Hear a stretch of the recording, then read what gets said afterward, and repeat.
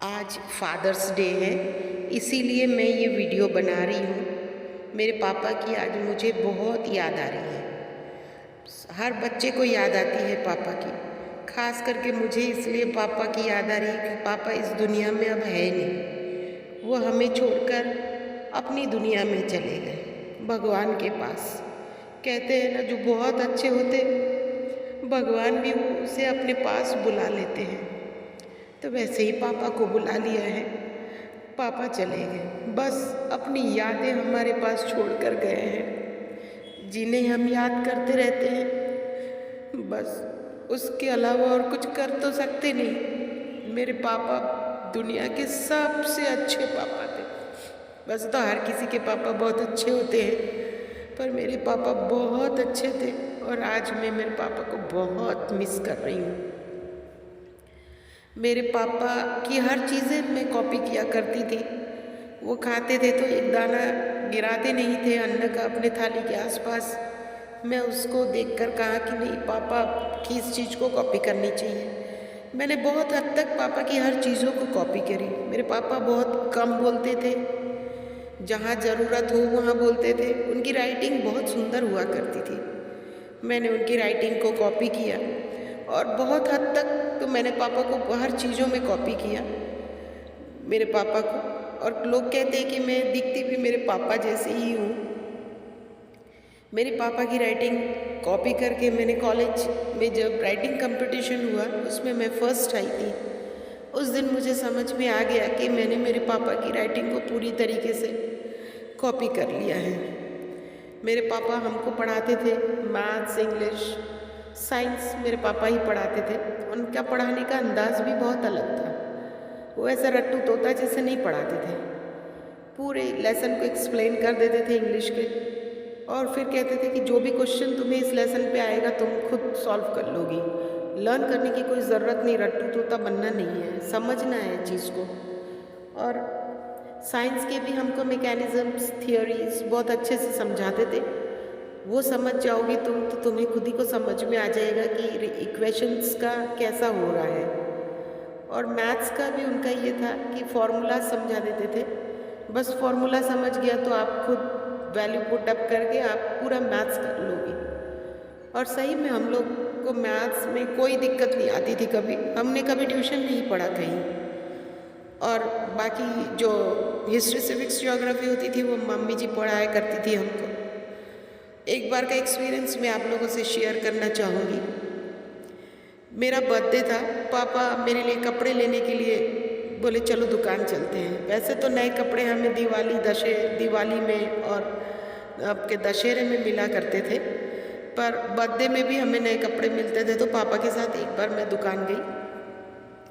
मुझे कोई भी कपड़ा पसंद नहीं आ रहा था।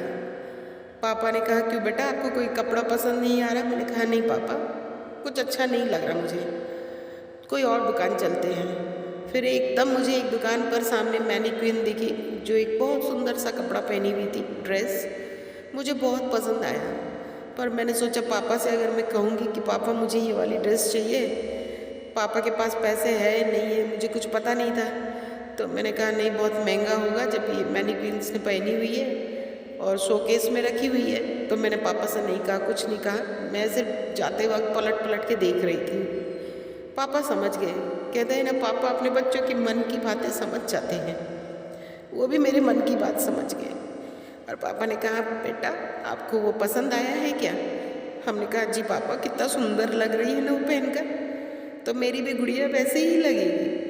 उन्होंने तुरंत मुझे उसी दुकान पर ले गए और दुकानदार से कहा कि वो जो मैनीक्विन्स पहनी हुई है वो कपड़ा मुझे दे दीजिए, वैसे ही डिज़ाइन वाला सेम पीस। मेरी गुड़िया को वो बहुत पसंद आई है।